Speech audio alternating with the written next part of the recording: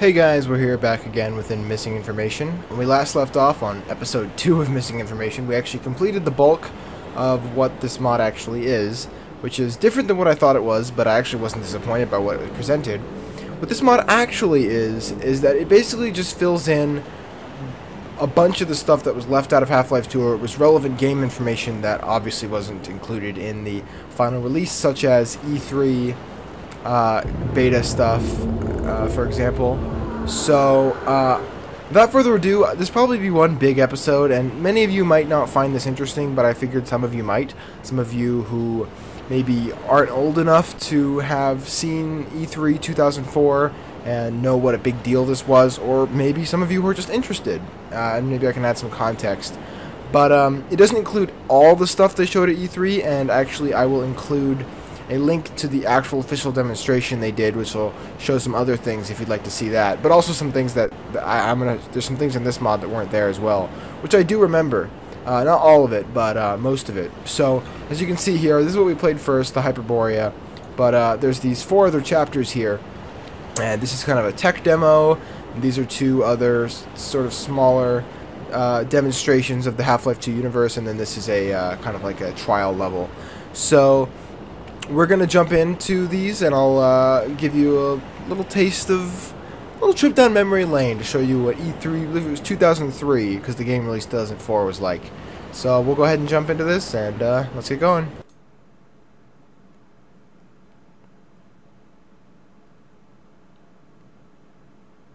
Okay, here we are. Now, the first time I saw this, I remember it was a really big deal. I'm going to go ahead and shut up and really show you why, but we'll just let G-Man do the talking. Which was a big deal, seeing as he had no articulation before. We've been rather busy in your absence, Mr. Freeman. So as you can see here, it's showing off this updated model for G-Man, which was a really, really big deal at the time.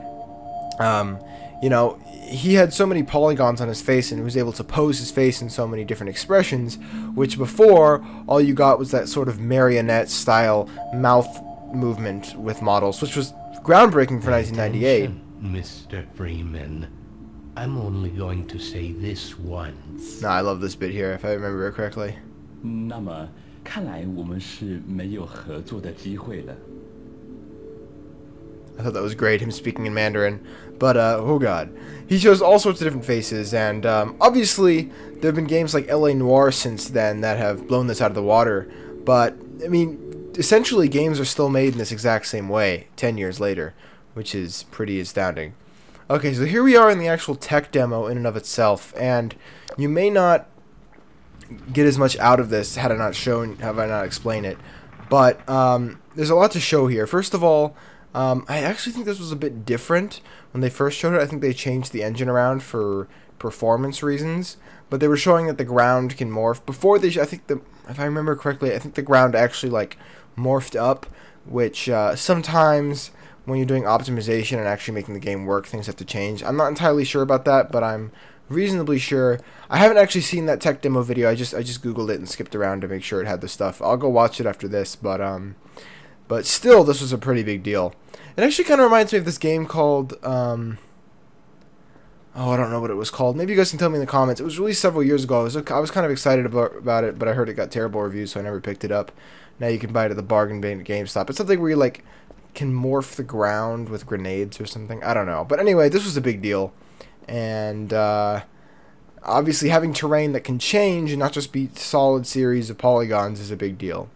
So here we'll get into the main room, and this is where I remember just being completely blown away. And I was pretty young at this age, but still I could understand the significance because there was just nothing like this. I mean, you look at the water, and it looks like we're in a freaking Aquafina commercial here. Aquafina, I think that's a water bottle brand.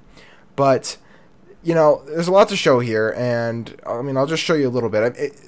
First of all, items were destructible in a way that is a pretty big deal. I mean, these items react pretty realistically to bullets and such.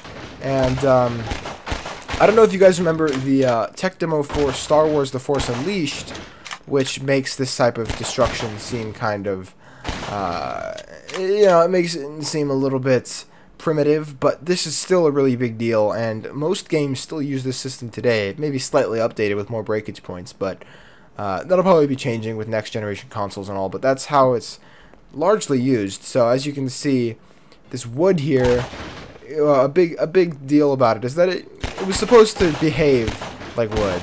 And no, this isn't really how wood would behave, but this is certainly a lot closer to real life than the physics you may have encountered in Half-Life 1, as I'm sure many of you are aware.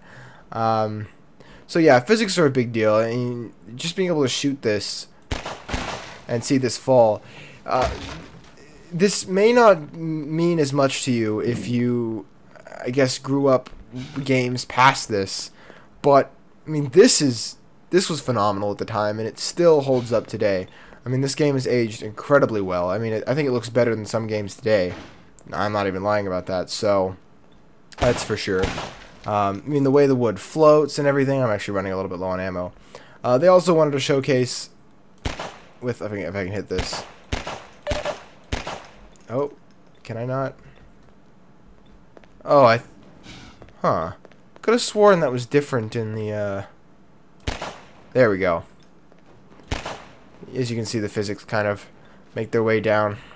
Right here, as the barrels fall realistically, at least to some extent. They didn't really have the mass quite down yet, but that's still something games haven't gotten completely yet. I only have one bullet yet left, so I'll show it off on this watermelon. Seeing as it explodes into different chunks. This was actually a gun that I believe was taken out of the game. I don't know what the hell these are. They're like reflection points, but they don't reflect your character? I guess? No, I don't know what they do. It's a good question, but this is a physics manipulation gun, which very similar to the fizz gun we see now in Gary's mod, which is, it basically just allows them to, at the time, I'm not sure they intended it to actually be used in a game, such as Gary's mod, but it is essentially, just allows to show off the physics. As you can see, this mattress here is clunky feeling. Oh, this is a bit more solid. It's just a few examples. You can also see this dead body. This is a big deal. This ragdoll physics, which feel kind of primitive now with games like Max Payne and Red Dead Redemption really innovating where characters react realistically to bullets. Ragdoll physics at the time were pretty amazing because the only thing you had before that were just regular animations where a character would just drop in the same way, and if you killed a bunch of enemies at the same time, they'd all hit the ground at the same time, which is obviously not very believable. Alright, we're going to go ahead and move on to the next room here. This isn't too long of a demo before we segue into the other stuff, but I think it's important. Okay, let's go ahead and segue over here. Okay.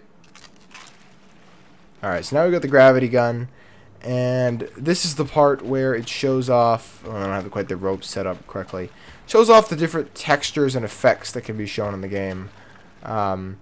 We've got sort of a reflective, I guess, cave wall texture they've got going on here.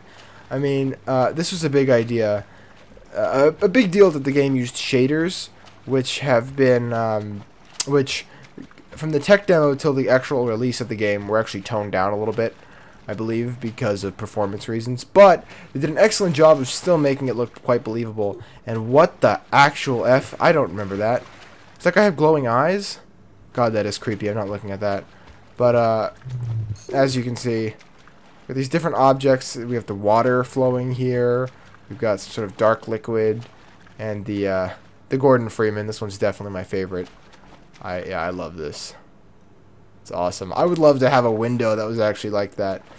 And as you can see here, we've got G-Man. And this was a big deal because it was showing that textures could be applied completely freely with the Source engine.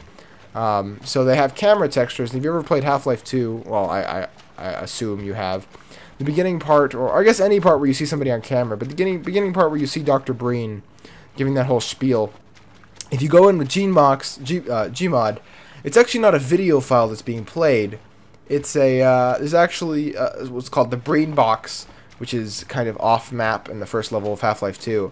You can go find Dr. Breen sitting in that little room. If you go in Gmod and find it, you'll know what I'm talking about. So it's actually filmed with the camera off-site, and in real time, so the character is actually being manipulated there, and that means they don't have to use movie files. and there's just sort of like an interlacing effect being used here, which is pretty neat. If I think we make our way over here, we'll be able to see that. As I said earlier, they were talking about how textures can be used freely. So as you can see, there's a character here that's got water on them, which you can see pretty clearly right here. I believe it's Alex, which is very freeing. I mean, Source Engine has a lot of good competitors these days. Unity, Unreal, Crytek, you know, a lot of great competitors. Ouch. But at the time, I mean, there was nothing like this. There was just nothing like it. So if we come over here, check out G-Man. And as you can see, the cameras target the head crab. So it jumps at the camera. And just get rid of that head crab. Hold on a second. See if we can get rid of this head crab real quick. Oh god. I don't actually know if I can... Yeah, I can kill it doing that. But if we pick up the camera here, it's important to note that it's freely manipulating. It's free to manipulate. So if we point... I believe we can get maybe an infinite loop going right here if we point it at... Whoa, there's some definite bugging out going on there. I don't know what it's trying to show. I've actually pointed at the monitor that it's displaying. Oh no, we do have infinite loop going on. That's cool. But as you can see, if we pointed at G-Man here... hey buddy, how's it going? Wait. See if I can catch it. Right side up. Nope, they're sideways. Oh. Come on. Come on, go right side up. There we go. As we can see, G-Man here, he's just kind of doing his thing. Smile for the camera, buddy. Selfies with G-Man. Oh god, I'm sorry, G-Man. Wow. We just killed G-Man. That's a first for any Half-Life game. I cannot believe it. Oh well, we're going to keep going. I believe that's the end of the tech demo here. And if it is, we're going to go ahead and segue on. Okay, so it actually segued for us, which is cool. Now, this is probably what most of you remember from the E3 2003, if you actually remember it, as this was the big deal. This was the tech demo, and I mean, they set this up in ideal circumstances with showing off the beautiful water effects and the sunset, and the... I guess this didn't have DirectX 10 light beams, but it had DirectX 7. I don't know. Let me see. DirectX 9 effects going on. I believe it was 7 though. It must be 7. 9 is definitely not what this was originally based on. As we can see, we've got a head crab zombie here, which I believe comes up and gets us. And there's this guy here, which if we're supposed to play this right, I know you can kind of trick the demo. But I believe how this is supposed to be played right is this guy knocks you off, and it ends. Yeah, there we go. But very cool area. If you just go out and explore, I mean, it's just more stuff, which is cool. I mean, there's nothing wrong with that. But I believe the next area that we'll segue to was a very cool area.